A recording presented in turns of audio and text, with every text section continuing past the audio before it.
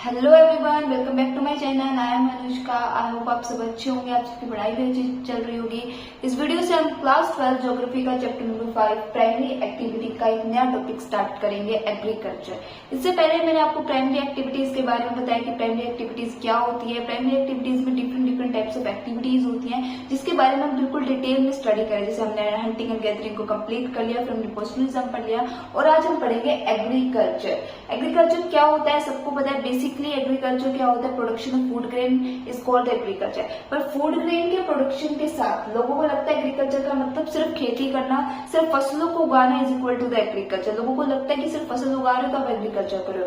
Agriculture के अंदर डोमेस्टिकाइजेशन of animal भी होता है, कि जो पालन पोषण आप एनिमल का करते हो वो भी आपका कहीं ना कहीं एग्रीकल्चर के अंदर ही इंक्लूड होता है।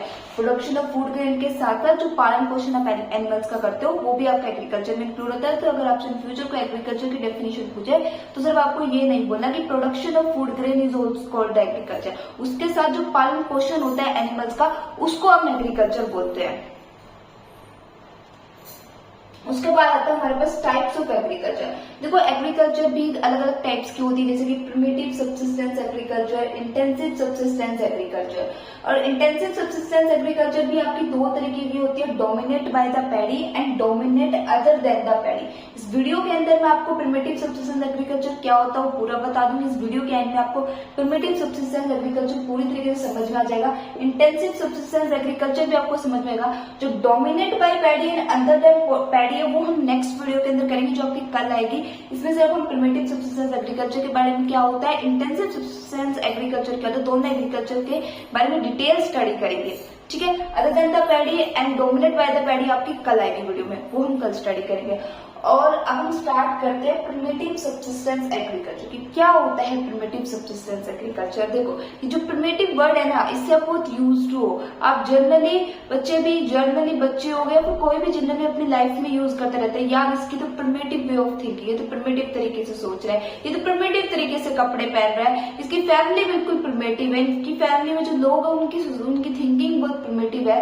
तो प्रिमिटिव मतलब क्या? प्रिमिटिव का मतलब होता है कि जब आप आज के टाइम के अकॉर्डिंग कोई काम ना करो, आज के टाइम के अकॉर्डिंग यानी कि मॉडर्न वर्ल्ड के अकॉर्डिंग जब आप मॉडर्न वर्ल्ड से अलग होकर कोई काम करते हो, अलग इन सेंस मतलब आप पुराने टाइम में जो लोग जिस तरीके से काम करते थे आज भी आप अपना काम उसी तरीके से करते हो, तो आपको ये बोला जाता है कि आप तो प्रिमिटिव तरीके से अपना वर्क करते हो। या फिर अगर आपकी थिंकिंग आज मॉडर्न टाइम में डेवलप नहीं हुई है, आज भी अगर आप लड़कियों को बढ़ाने में, लड़कियों की एजुकेशन में इतना सपोर्ट नहीं करते, लड़कियों को एजुकेशन नहीं देना चाहिए, इस बात में अगर आप मानते हो तो आपको बोल दिया जाता है कि यू आर द प्रिमिटिव तरीके थिंकिंग, आप प्रिमिटिव तरीके से सोचते हो। तो प्रिमिटिव मतलब आज से 200 इयर्स एगो पहले जिस तरीके से लोग काम करते थे, जिस तरीके से सोचते थे, उसको हम प्रिमिटिव बोलते हैं। सेम हमारे एग्रीकल्चर में भी अप्लाई होगा, primitive subsistence agriculture.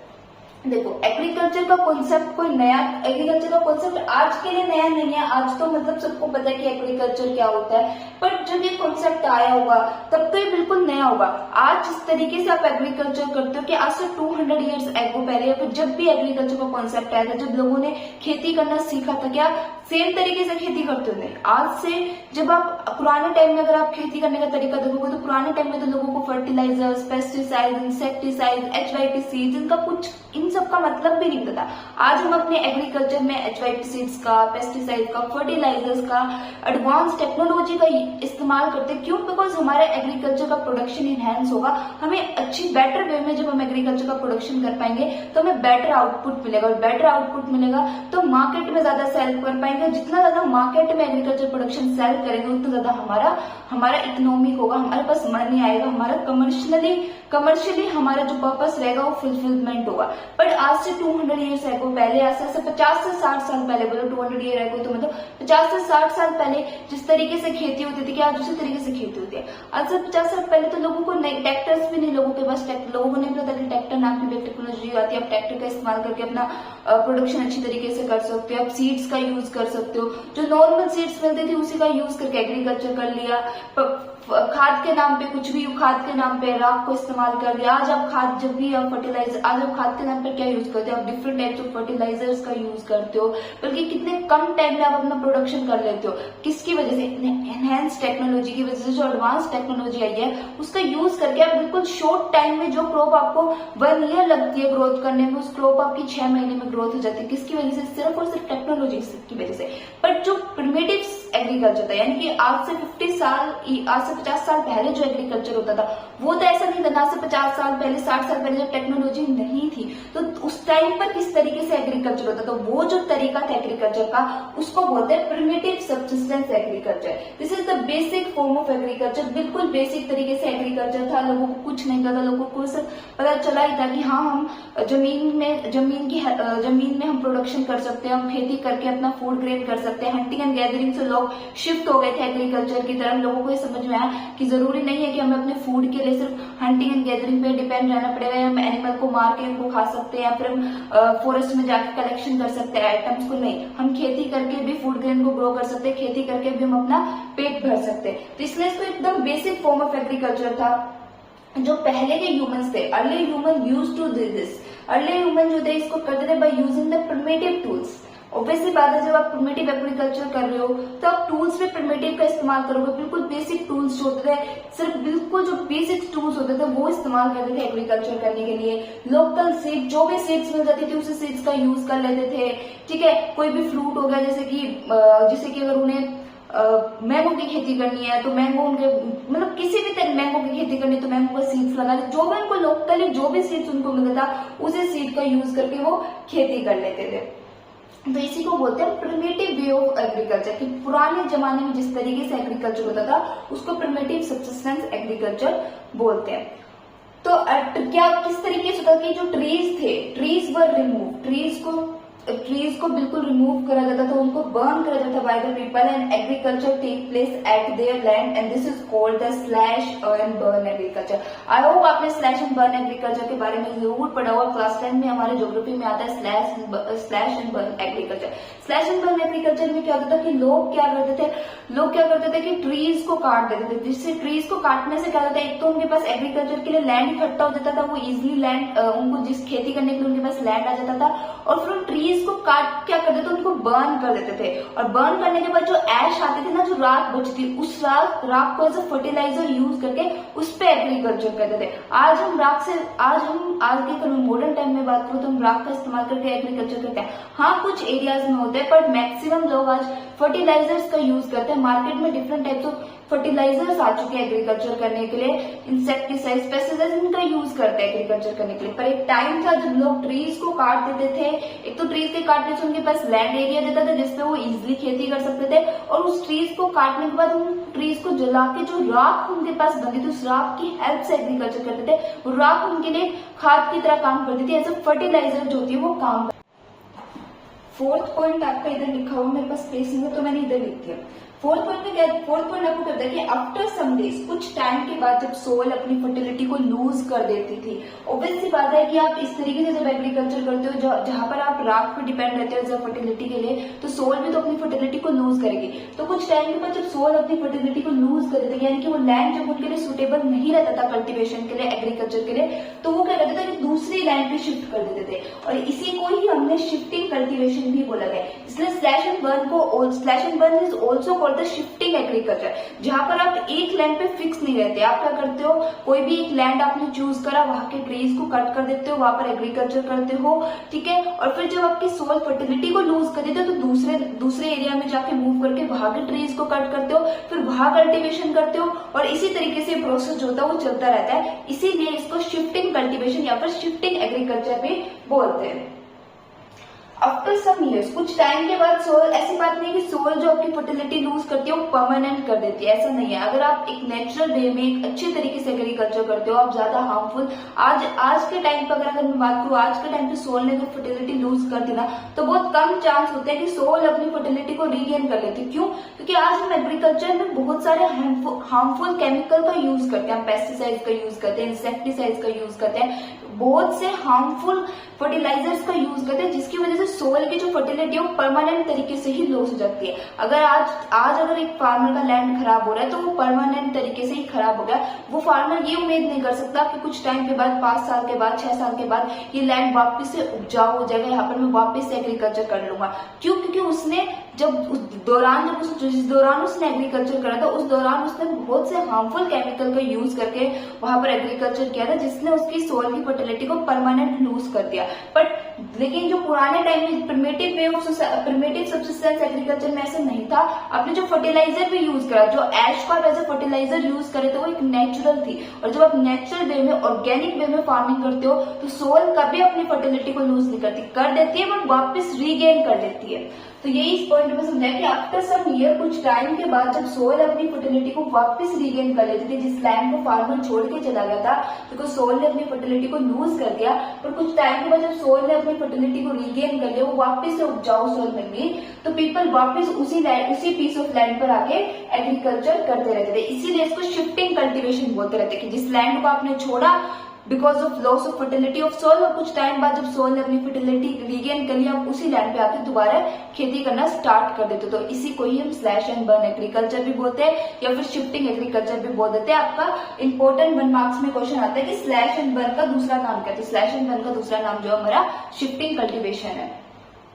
In the eastern India को इसको डिफरेंट नेम्स में बोला जाता है। जैसे ईस्टर्न इंडिया में इसको जूमिंग बोला जाता है, जो सेंट्रल अमेरिका है वहां पर मैक्सिको, सेंट्रल अमेरिका मैक्सिको में आपका मिल्का बोला जाता है, इंडोनेशिया मलेशिया में भी बोला जाता है। तो डिफरेंट एरियाज में इस एग्रीकल्चर की जो प्रैक्टिस है ना, स्लैश एंड बर्न को डिफरेंट एरियाज में, डिफरेंट कंट्रीज में slash and burn agriculture practice करी जाती है, बट उसको बोला दूसरे तरीके से। जैसे इंडिया में स्लैश एंड बर्न नाम रख दिया, इंडिया में इसको जूमिंग। इंडिया में भी जो डिफरेंट स्टेट्स होती है, हर स्टेट में अलग तरीके से इसका नाम रखा जाता है। जैसे कि ईस्टर्न इंडिया में जूमिंग बोला जाता है, मिडिल इंडिया में कुछ और बोला जाता है, साउथ इंडिया में डिफरेंट नेम होता है, और सेंट्रल अमेरिका में मिल पाए। ये आपके सारे इंपॉर्टेंट 1 मार्क्स क्वेश्चन भी हैं, याद रखना। मैथ्स के लिए बहुत इंपॉर्टेंट है, मैथ वर्क के लिए भी इंपॉर्टेंट है, और 1 मार्क्स के लिए भी इंपॉर्टेंट है। अब हम पढ़ेंगे इंटेंसिव सब्सिस्टेंस एग्रीकल्चर की। इंटेंसिव सब्सिस्टेंस एग्रीकल्चर क्या होता है? तो वो इंटेंसिव सब्सिस्टेंस एग्रीकल्चर एक न्यू वे ऑफ तरीका है एग्रीकल्चर का। जैसे ये बेसिक फॉर्म था एग्रीकल्चर का,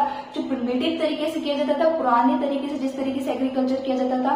बट इंटेंसिव सब्सिस्टेंस एग्रीकल्चर एक न्यू वे बोल दो आप, कि आज जिस तरीके से एग्रीकल्चर किया जाता है उसको इंटेंसिव सब्सिस्टेंस एग्रीकल्चर किया जाता है, जिसमें आपका मेन पर्पस क्या होता है? पैसा कमाना, कमर्शियलाइजेशन। आप कमर्शियल पर्पस के लिए एग्रीकल्चर करते हो। इन दिस, इसके अंदर क्या होता है कि जो लैंड एरिया होता है बहुत छोटा होता है। लैंड एरिया जो इस टाइप ऑफ एग्रीकल्चर में बहुत छोटा होता है, एंड पॉपुलेशन काफी ज्यादा होती है जो इस एग्रीकल्चर में इनहेंस होती है। तो जिसकी वजह से क्या होता है कि जो येड पर एक्कर है ना, वो तो हाई रहता है, बट पर्सन पर प्रोडक्टिविटी जो होती है वो लो हो जाती है। कैसे समझो? यहाँ पर देखो, आप इतने से एरिया में एग्रीकल्चर कर रहे हो, तो ये आपका एग्रीकल्चर का एरिया जिसको हम येड बोल देते हैं, कि एक एकड़ में जितना भी इस एरिया में आपने खेती करनी, और ये जो आप खेती कर रहे हो वो इतनी पॉपुलेशन के लिए कर रहे हो,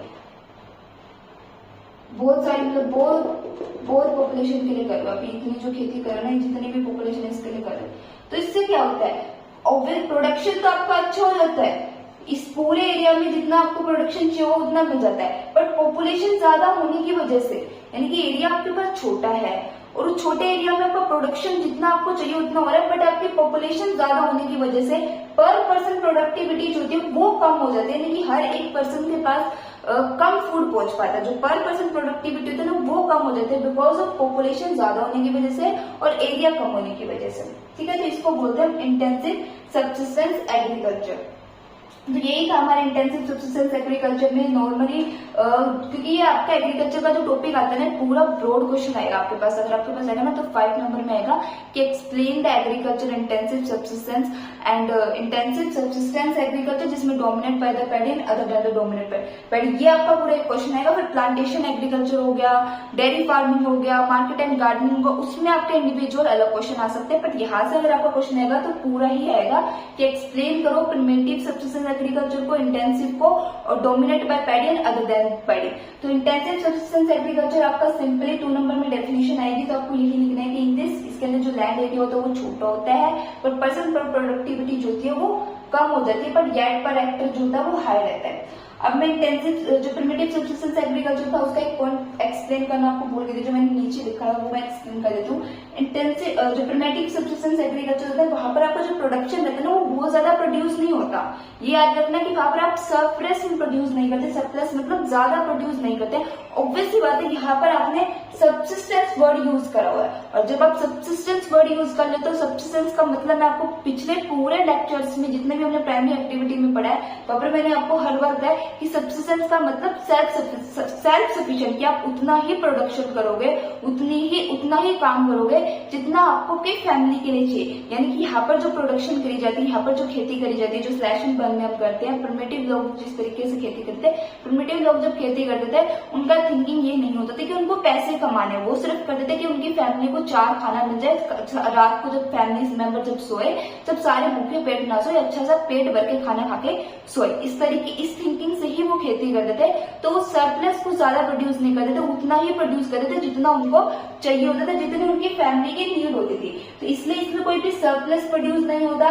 ये आज भी ये खेती जो होती है वो आज भी प्रैक्टिस करी जाती है ट्राइबल पीपल के द्वारा। ऑब्वियस बताइए आज भी ट्राइबल पीपल आज भी प्रिमिटिव वे ऑफ लाइफस्टाइल ही जी रहे हैं। आज हम मॉडर्न वे ऑफ लाइफस्टाइल जी रहे हैं। आज हम खेती के लिए स्लैश एंड बर्न तरीका यूज नहीं करते, आज हम तो मॉडर्न टेक्नोलॉजी का यूज करते हैं खेती के अंदर। हम तो ट्रैक्टर यूज करेंगे, पेस्टिसाइड्स, फर्टिलाइजर्स, HYPC, इन सारी ही टेक्नोलॉजी जो टेक्नोलॉजी होगी उसका यूज करके हम खेती करते हैं। पर ट्राइबल पीपल आज भी प्रिमिटिव तरीके से ही अपना लाइफस्टाइल जी रहे हैं। तो इस तरह की एग्रीकल्चर आज भी जो इंडिया के अंदर कि इस जो ईस्टर्न इंडिया होता है वहां पर उसको जूमिंग बोला जाता है, यानी कि आज भी एग्रीकल्चर प्रैक्टिस करी जाती है, पर किनके लोगों के द्वारा की जाती है, ट्राइबल पीपल जो होते हैं वो ही इस एग्रीकल्चर को प्रैक्टिस करते हैं। तो आया आपको वीडियो अच्छी लगी होगी। आज इसमें हमने पूरा डिटेल कवर कर लिया कि प्रिमिटिव सब्सिस्टेंस एग्रीकल्चर क्या होता है, इंटेंसिव सब्सिस्टेंस एग्रीकल्चर क्या होता है, dominate by paddy and dominate other then the paddy. की इंटेंसिव सब्सिस्टेंस एग्रीकल्चर भी 2 तरीके से होती है, एक तो पैडी यानी कि जहां पर आप व्हीट क्रॉप को उगाते हो,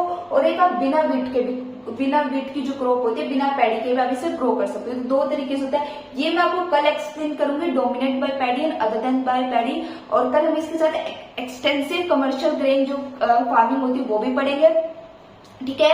और आप ऐसे नोट्स इनको यूज कर सकते हो। आप पूरे जब आपके पास प्रिमिटिव सब्सिस्टेंस एग्रीकल्चर रहेगा तो आपको 1 2 3 के ही पूरे 7 पॉइंट लिखने, आपको पूरे के पूरे मार्क्स मिलेंगे, आपका एक भी मार्क्स नहीं कटेगा। पूरे 7 पॉइंट्स लिखने, आपको पूरे मार्क्स मिलेंगे। चाहे 3 नंबर का क्वेश्चन आ जाए, चाहे 5 नंबर का क्वेश्चन आ जाए, आपको पूरी तरीके से ये पूरे पॉइंट्स लिखने, आपको पूरे मार्क्स मिलेंगे, कोई आपके मार्क्स नहीं कटेंगे। तो साथ में मैंने एक्सप्लेनेशन के साथ आपके नोट्स भी तैयार करा देंगे, आप एज नोट्स यूज करो। आपके ऐसा मत सोचो कि भाई एनसीईआरटी में थोड़ी अलग तरीके से लिखा, मैंने बनाया एनसीईआरटी से, बट थोड़ी सी एनसीईआरटी की लैंग्वेज डिफिकल्ट है, बस उसको थोड़े इजी वे में कन्वर्ट करके इजी पॉइंट्स ही यहाँ पर ऐड करें, ठीक है। आई गोट 93 marks in geography while using these notes, my notes हैं, तो आप इन पे पूरा ट्रस्ट करके इनको यूज कर सकते हो। और अगर आपको वीडियो अच्छी लगी तो प्लीज मेरे चैनल को लाइक, शेयर, कमेंट, सब्सक्राइब करना। मुझे कमेंट सेक्शन में जरूर बताना कि आपको वीडियो कैसी लगी। Thank you.